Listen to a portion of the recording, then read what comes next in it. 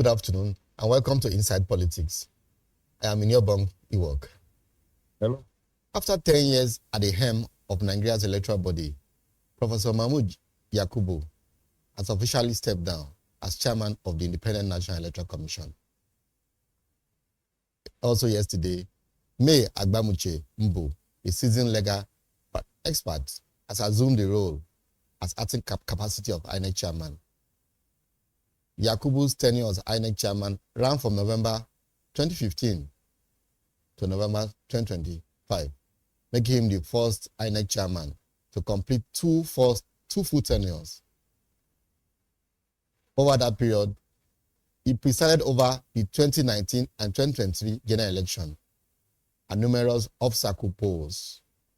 There have been divergent over the last 24 hours. There have been divergent views from Nigerians about his tenure, despite introducing some innovations to improve the conduct of election in Nigeria.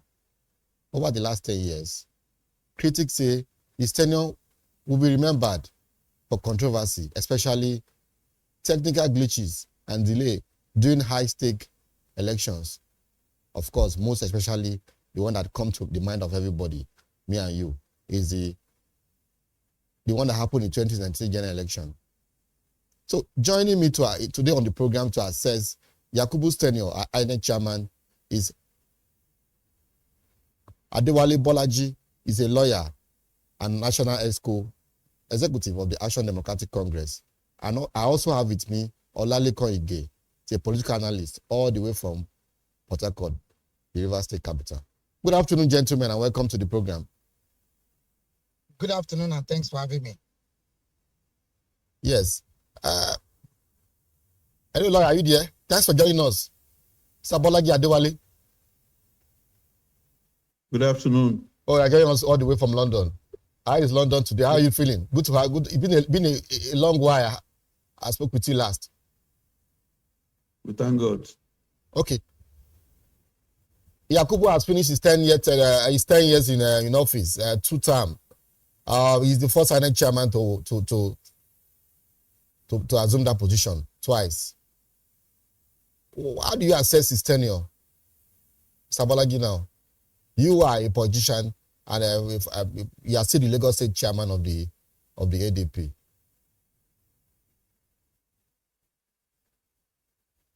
In assessing the tenure of Mahmood Yakubu, yes, I think I will say that the tenure consisted of ups and downs, okay, pros and cons. He conducted the 2019 election, yes, and also the 2023 elections. Mm. And before the 2023 election, some innovations were introduced into our electioneering. But unfortunately, all those innovations did not really come to play during the elections. We all hailed the introduction of the BVAS and the IReV, into the elections. But like I said, unfortunately, the IReV did not work, which rendered the election,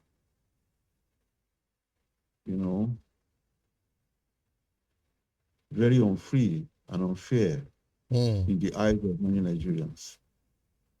So that is how I can rate. He came up with some innovations, nice ones, but those innovations did not work. Of course, we must. Yakubu tried to introduce several technological innovations. Innovations. I think let me mention some of the technical reforms he tried to introduce in INEC. BVAS and IReV was introduced. Don't forget the fact that before he came on board, we were using card reader and during the election process. So the bimodal voter accreditation was able to, we could verify the voter now before the election take place. Through that BVAS now they could use to say, okay, yeah, this is a real voter or this is not a real voter. And also, IReV was introduced to allow instant public access to polling units. So even if you are in London or anywhere in the world, you could know the result of election in your polling units. And also, he also institutionalized the continuous voters registration and also expand the voters register INEC said it's allow people in the remote area to have access to polling units and also to vote during elections, among several other reforms that he did in 10 years in office. Mr. Olalekan, what is your take, sir, on Yakubu's tenure? Well, I think I will agree with the last speaker. You could say that his tenure was that of ups and downs, and I also agree that we should give him credit for trying to introduce a lot of technological innovations into election, in Nigeria. I think we must commend him. He's probably the one that has thought about the most in terms of using technology to ensure that we have a free, fair, and credible elections in Nigeria. I think it was in 2019 was the first time we didn't make use of incident forms. If you recall, incident forms, the use of incident forms were part of what marred the 2015 general elections, where a lot of incident forms were used, and that gave room to a lot of rigging. But by 2019, I think we're able to sort of arrest the incidents of rigging. A lot of states that were turning out 2 million, 3 million, 4 million votes by 2019 struggled to produce things that were close to what they were declaring before. So I think on that account, you can give Yakubu Mohammed, some commendation to say, look, he brought in technology, brought in the BVAS, and I think with that BVAS, a lot of rigging, were curtailed. And of course, people will remember 2023. And despite the reservations of a lot of people about 2023 general election, despite the drawbacks, despite the admonitions about 2023 general election, to me, is one of the best we've had, in recent years in Nigeria. And I say this with a little bit of, I say this advisedly, in the sense that the 2023 general election is the first time, since the return of democracy in Nigeria, that more than 6 political parties won election on the first ballot. And I'm sure you're aware that even in the National Assembly, we had people from YPP, from APC, from PDP, from SDP, from NNPP, from Labour Party, name them. It's the first time we've had such plurality of political parties winning elections in Nigeria. Despite the drawbacks of 2023, I think there were positives. There were people who never believed they could win election on the first ballot. And you could see the result. Yeah, for the first time since the return of democracy in 1999. I don't forget that there were also issues that bothered Nigeria during his tenure also. Don't forget the glitches that marred the 2023 presidential election, the controversy arising from that glitches. A lot of people say that Yakubu has not really explained to Nigerians what caused that glitches and all that.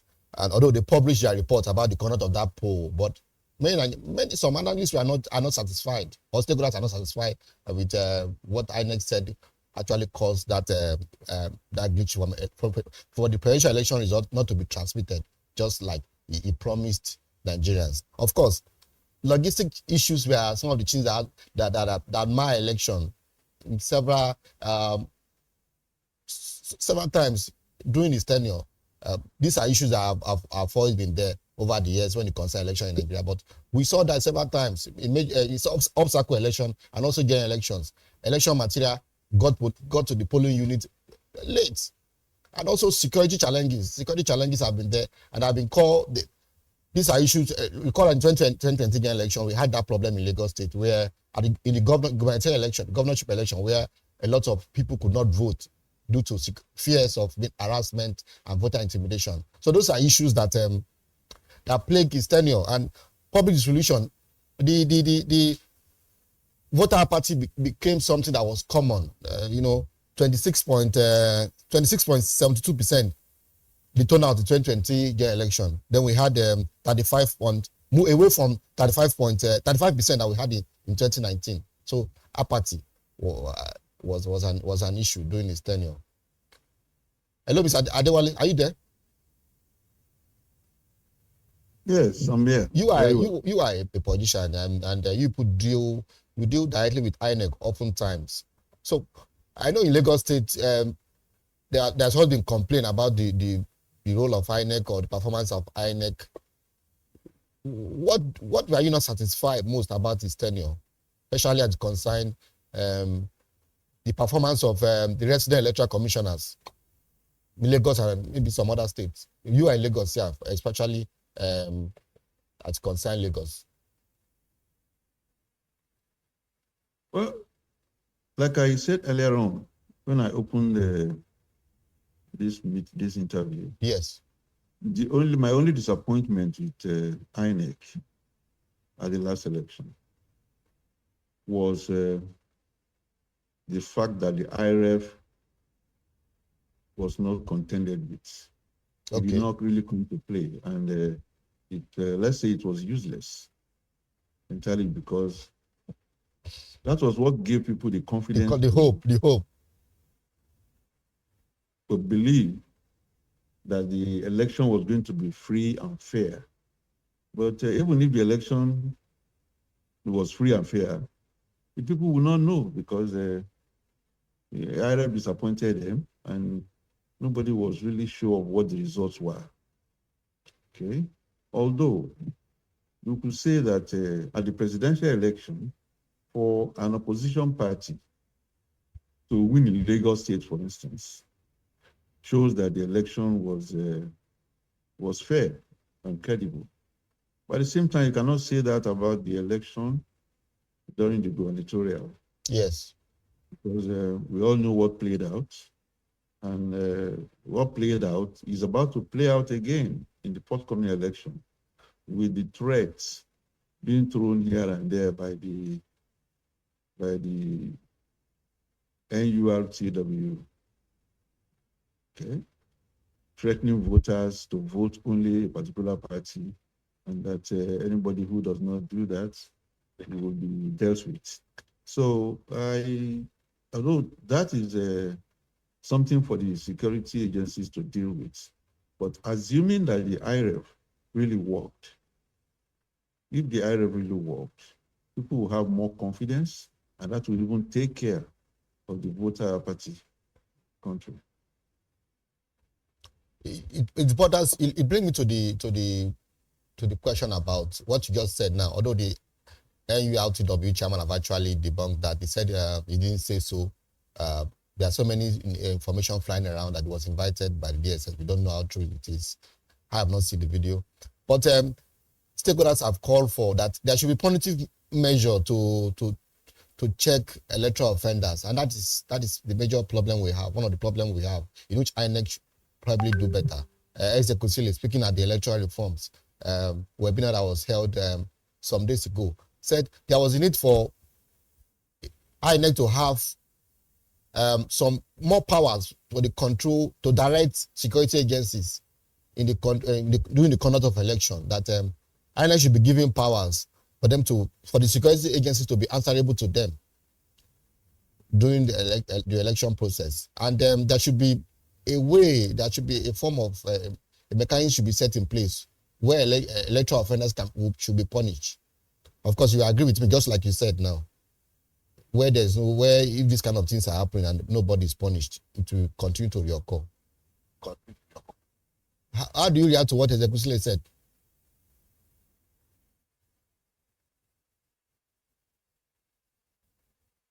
Hello, Baisa, are you there? Hello, Baisa. All right, Mr. Olakule, let me ask you that question. What is your take on how do we address the issue of electoral offenders?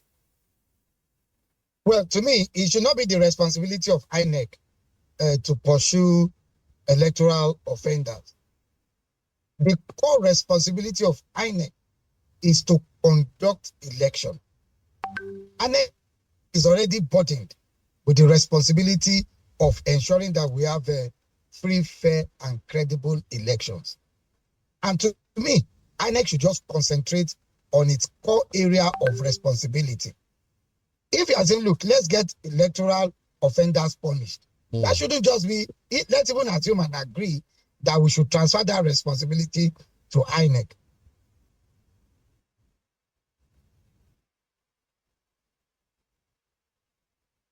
That won't be only the responsibility of INEC. Hello? Hello, can you hear me? Hello? Hello? Yeah, can you hear me?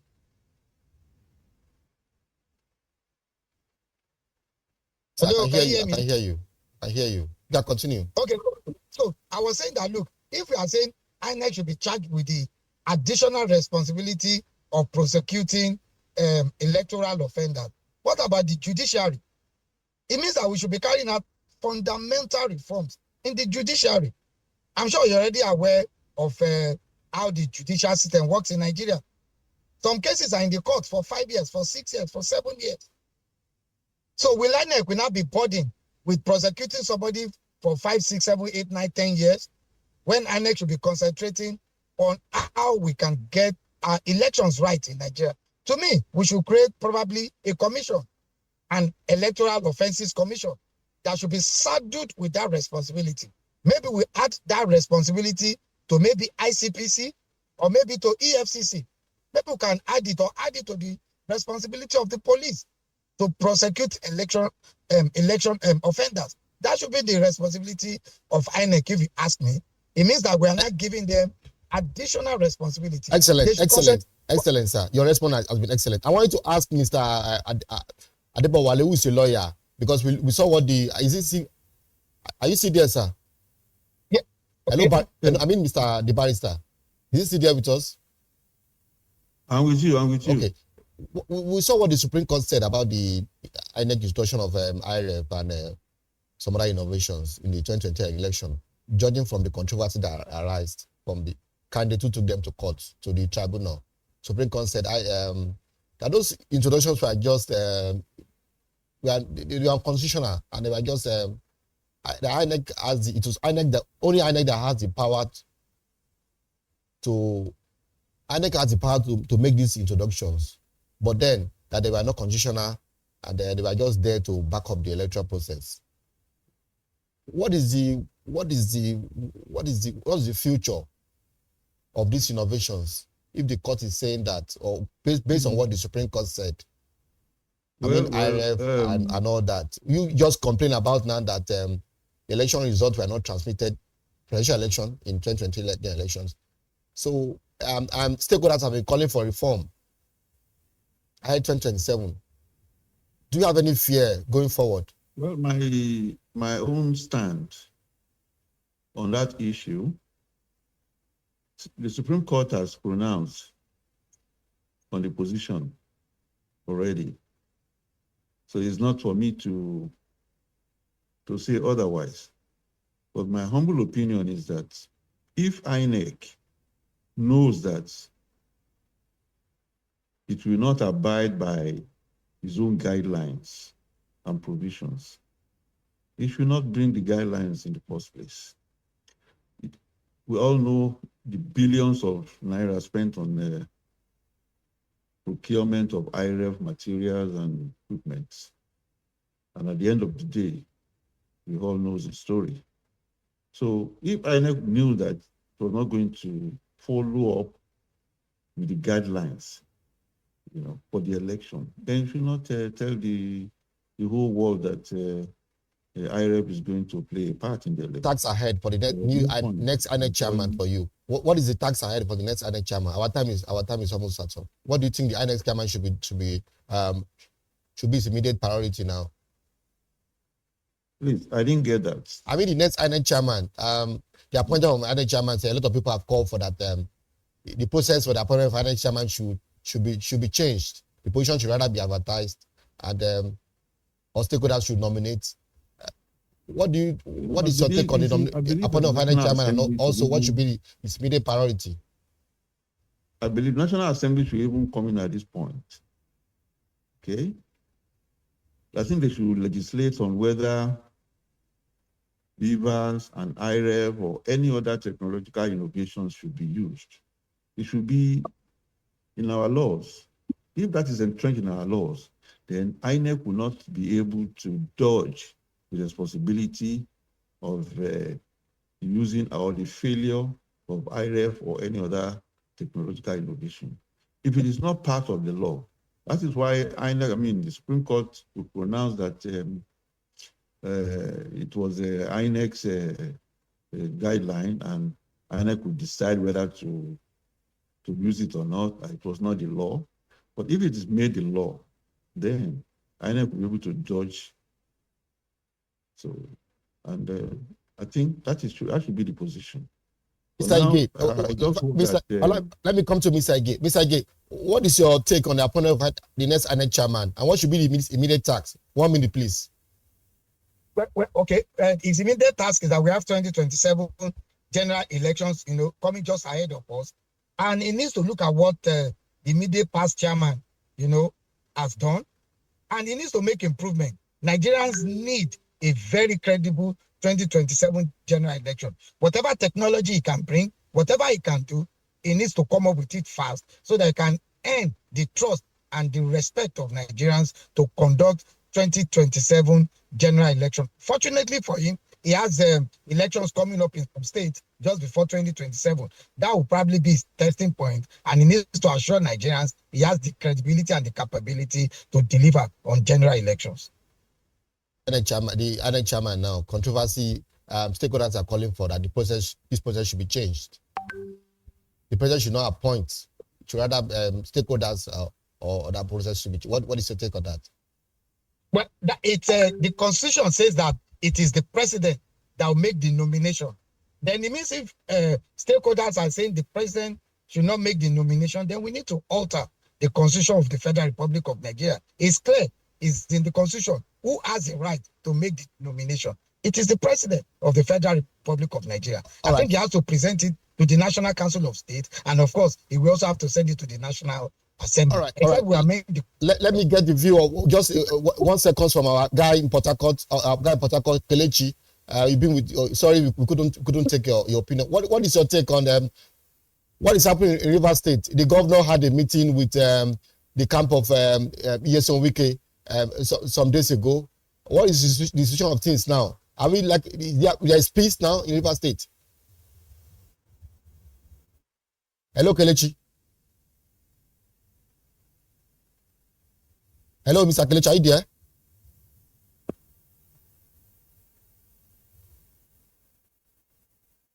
Kelechi, are you there? Hello, Kelechi. Oh, it seems we lost Kelechi now. Our time is up. We'll just round up the program. Thanks very much. I've been speaking with Adewale Bolaji. He's a politician and also the Lagos State Chairman of the Action Democratic Congress. I'll be speaking with Olalekan also. He's a public affairs analyst. Join us all the way from. Mr. Kelechi has joined us.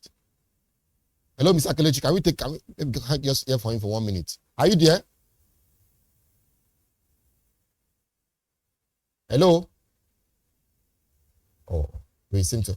Thank you very much, gentlemen, for joining us on the program. That's been Inside Politics for this week.